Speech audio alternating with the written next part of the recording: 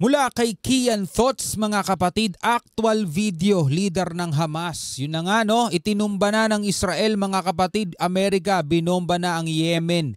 Naku po, eto na mga kapatid, ang sabi rito, breaking news mga kabayan, leader ng Hamas na si Yahya Sinwar.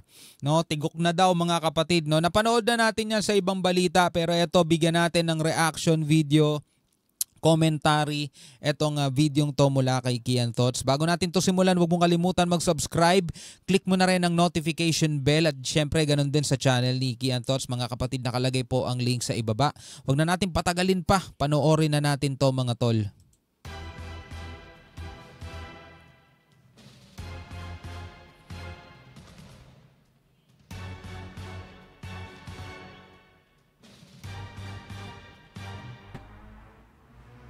Breaking news mga kabayan. Hindi ito yun. Unverified to, no? Leader ng Hamas na si Yahya Sinwar patay sa pag-atake ng Israel sa Gaza. Grupo ng Hamas binigyan na ng ultimatum para sumuko sa Israel. Ang balita, nagkataon lang mga tol na doon sa ginagawang operation ng IDF, no, na pagsalakay ay nandoon pala yung leader mga tol. Nagpalipad sila ng drone at may nakita silang lalaki na nag-iisa doon sa building, no. Bali na nga daw yung braso tapos pinutukan na nila ng sniper at napag-alaman nila yung tinirang nilang yun ayun pala yung leader mga tol, no. Hindi yung picture na yun. Amerika hindi na rin nakapagpigil, binomba ang mga militanteng grupo ng Houthi na suportado naman ng Iran sa Yemen.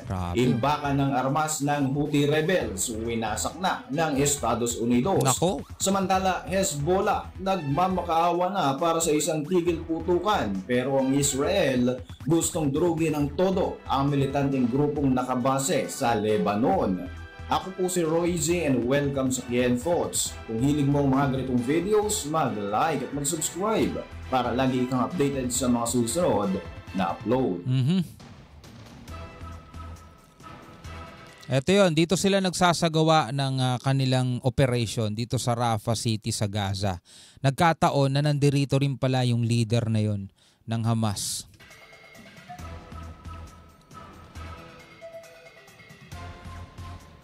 Mainit-init pa na balita mga kabayan sa inilabas na report ng Times of Israel nito lamang October 18, 2024, inanunsyo ng Israel Defense Forces na sa wakas ay naitumba na nga nila ang Hamas leader at mastermind sa naganap na October 7 attack sa southern Israel na si Yahya Sinwar. Ayon sa report ay nasawi si Sinwar sa isang firefight sa bahagi ng Rafah sa southern Gaza. Sinabi ng IDF na hindi talaga si Sinwar ang target sa naging pag-atake ng Israel sa bahagi nito ng Gaza, pero isang malaking tagumpay para sa Israel nang mapagtanto nila na isa sa tatlong napatay sa engkwentro ay ang mismong leader pala ng militanteng grupo ng Hamas. Ayon sa statement ng IDF, sa isinagawa nilang military activity sa Rafah City ay matagumpay nga na na-corner ang posisyon na mga militanteng grupo at nauwi nga ito sa pagkakapaslang kay Sinwar. Ang target talaga sa isinagawang operasyon ng IDF ay si Muhammad Sinwar na kapatid naman ng Hamas leader. Pero napaganda pa nga ang resulta ng kanilang pag-atake. So yung kapatid pala ang target doon, no? Pero ang natodas etong pinaka-leader. Ang dalawang miyembro ng Hamas ay lumalabas na mga bodyguard ni Sinwar na sinubukan pa di umano na patakasin ito, subalit hindi rin sila nagtagumpay. Base sa body confirmation at mga DNA testing, kumpirmado nga ng IDF na katawan ni Yahya Sinwar ang isa sa natagpuang patay sa pag-atake nito ng Israel. Plano ngayon ng IDF na dalhin sa Tel Aviv ang katawan ng Hamas leader sa mga susunod na araw. Sa inilabas nga na video footage mula sa drone ng IDF, makikita ang mga huling sandali ni Sinwar kung saan sugatan itong nagtatago sa second floor ng isang gusali. Hawak ang isang kahoy bilang proteksyon. Sinubukan pa nga nitong batuhin ang drone pero dahil nga sa pinsala nito, wala na ring nagawa ang Hamas leader sa kanya mga huling sandali. Matapos nga ang visual confirmation ng IDF, agad itong nagsagawa ng pag-atake gamit ang kanilang mga tangke at dito na nga natapos ang buhay ni Yahya Sinwar. Sniper yan, tumapos dyan eh. May taklob ang mukha ng Hamas leader na kumpirma lamang ang kanyang identity nang i-check ng IDF troops ang katawan ng 3 Hamas members na nasawi sa engkwentro. Si Yahya Sinwar ang itinuturing na architect at leader ng Hamas na siyang umatake sa Israel noong October 7, 2023 kung saan naganap ang isang massacre na siyang naging hudyat para magsimula ang digmaan sa pagitan ng Israel at ng militanteng grupo. Bigla silang lumusob nun yung Hamas, October 7, 2023. Doon na talaga nagsimula na yung gera na napapanood natin ngayon. Doon talaga nagsimula yun. Sa ngayon, nagawa ng maitumba ng Israel ang mga tumatayong leader ng militanteng grupo kagaya nga nila Ismail Haniyeh at Muhammad Deif. Ang pagkakapos lang kay Yahya Sinwar ay magiging hudyat na kaya na natapos na ang gera sa pagitan ng Israel at ng Gaza. Isang malaking kawalan para sa militanteng grupo ang pagkakapas lang kay Yahya Sinwar. Gayunpaman, dahil sa tuloy-tuloy nga ang suporta ng Iran sa Hamas, siguradong may mga susunod sa leadership position na ito at magpapatuloy pa rin ang pakikidigma nila laban sa Israel. Sa ulat naman na inilabas ng USA Today noong October 17, inatake ng Amerika ang mga imbaka ng armas ng Houthi rebel sa Yemen gamit ang strategic stealth B-2 bomber aircraft. Ayon kay US Defense Secretary Lloyd Austin, mukhang pagi sa himpapawid yan iniutos ni US President Joe Biden ang pag-ataking ito para pababain ang moral ng Houthi at ang kakayahan nga nitong magsagawa pa ng mga pag-atake sa mga commercial at military vessels na dumadaan sa bahagi ng Red Sea. Dagdag pa rito, magsisilbi di umanong warning laban sa Tehran ang pag-ataking ito dahil ito ay isang patunay na handa ang Amerika sa isang all-out war sakaling sumiklab ang digmaan sa pagitan ng Israel at ng Iran. Grabe malakas na nga yung Israel kahit maliit lang sila, tapos suportado pa ng Amerika na isa rin sa mga malalakas. Ang B-2 Spirit bomber aircraft ng Amerika ay may kakayahang magdala ng 30,000 pound ng mga bomba na kaya daw wasakin ang mga bunker ng kalaban.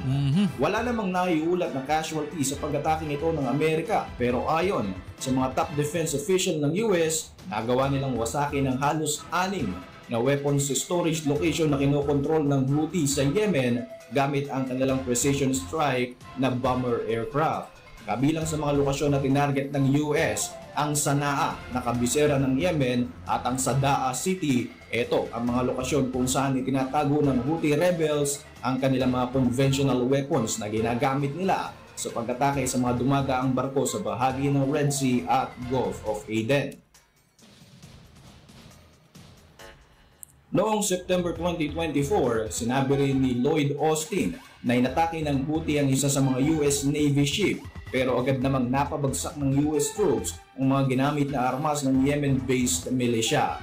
Ilang beses ding nagpalipad ng mga missiles ang militanteng grupo sa bahagi ng Red Sea at maging mga direktang pag-atake naman sa bansang Israel. Sa pagkakawasak nga ng mga weapons depot ng Houthi, naniniwala ang Amerika na mababawasan ang kakayahan ng grupo na ito na magasik pa ng kaguluhan sa hinaharap. Tindi ang tinira talaga nila yung imbaka ng mga armas So paano nga pa naman sila makakapaghasik pa kung nalagasan sila ng mga armas? Daw walang casualties, good.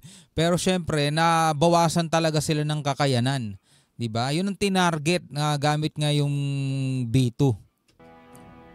Samantala, ang Israel ayaw magkaroon ng ceasefire o tigil putukan kahit mga nagmamakaawa na ang Iran-supported group na Hezbollah sa Lebanon. Nagsagawa ng panibagong mga pag-atake ang IDF sa southern Beirut sa direktibang ito ni Israeli Prime Minister Benjamin Netanyahu. Dalawang magkasunod na airstrike ang isinagawa ng IDF sa bahagi ito ng Beirut, Lebanon nito lamang Miyerkules, October 16, 2024. Dinarget nga ng puwersa ng Israel ang mga weapons facilities ng Lebanese group na nakatago pa nga sa ilalim ng lupa. Kahit pa hinihikayat ng Estados Unidos si Netanyahu para magkaroon ng ceasefire deal, hindi pa rin ito pumayag sa gustong mangyari ng Hezbollah dahil kapag pinagbigyan daw nila ang kanilang kalaban, makakapag-ipon lamang ito ng puwersa at magsasagawa na naman ng mga panibagong pag-atake sa Israel. Ilang mga lokasyon nga din sa loob ng Lebanon ang tinarget ng Israel, habang ang Hezbollah ay patuloy pa rin sa pagpapalipad ng mga missiles at rockets na tinatarget naman ang kahit anong bahagi ng lugar sa Israel. Kasabay nga ng mga military operation ng IDF sa Lebanon ay tuloy-tuloy pa rin ang nagaganap na gera laban sa Hamas sa Gaza, habang ang ibang mga proxy naman ng Iran ay sinusubukan ding atakihin ng Israel kagaya ng Houthi ng Yemen, mga Iraqi militant militia at maging ang Islamic Jihad mula sa iba't ibang lokasyon sa Middle East. Sa ngayon nga ay inaabangan ng marami ang isasagawang retaliatory strike ng Israel sa Iran na nagsagawa ng ballistic missile attack sa Jerusalem at Tel Aviv. Ayon kay Netanyahu, mangyayari ang kanilang pag-atake sa Iran bago maganap ang US election sa November 5, 2024. Nako, malapit na. Base sa report na inilabas ng Washington November 5, 2024. Anong date na ngayon? Post, Talagang hindi na maaawat mga tol, no? At ayaw ng paawat. sinabi nga ni Israeli Prime Minister Benjamin Netanyahu sa Amerika na magsasagawa ng pag-atake ang Israel sa Iran bago maganap ang US election, at minamadali ng araw nitong tapusin ang kanilang mga military operation laban sa Lebanon upang makapag-focus na sa pagsasagawa ng malawakang paghihiganti sa Islamic Republic of Iran. Kaya yung Iran Supreme Leader nila mga tol, ayon doon sa napanood nating ulat sa WION, nagtatago na rin daw ngayon mga tol, no? Dagdag pa rito, tatargetin ng Israel ang mga Iranian military at hindi nga ang mga oil and nuclear facilities ng Iran. Halos 2 linggo na ang nakakalipas nang magsagawa ng ikalawang direktang pag-atake ang Iran sa Israel, at inaabangan na nga ng marami kung paano magsasagawa ng counter-attack ang Tel Aviv. Ayon sa mga Israeli officials, gustong direktang targetin ng Israel ang Iran military leadership kagaya ng ginawa nito sa mga leader ng Hamas at Hezbollah, dahil ayaw din ng Israel na madadamay ang mga Iranian civilians. Para sa inyong mga reaksyon, Grabe, no? Tuloy-tuloy mga tol, at hindi natin alam kung kailan magwawakas yan. At kung sakasakaling madadali ng Israel o kung madadali nga nila ang Supreme Leader mga tol ng Iran, ano ang susunod na mga mangyayari? Baka naman mag-retaliate na sabay-sabay yung mga bansa, lalo na yung mga sinusuportahan ng ng Iran, mga proxy nila. At pag nagkataon yun, at gumante ang Iran ng tinatawag nilang secret weapon, kakayanin kaya yan ng Israel mga tol at ng Amerika na ngayon ay sumusuporta din sa kanila, di ba? Anong reaction nyo dyan mga tol? Comment na lang kayo sa ibaba. Hanggang sa muli, ako nga pala si Shobal D. Peace out.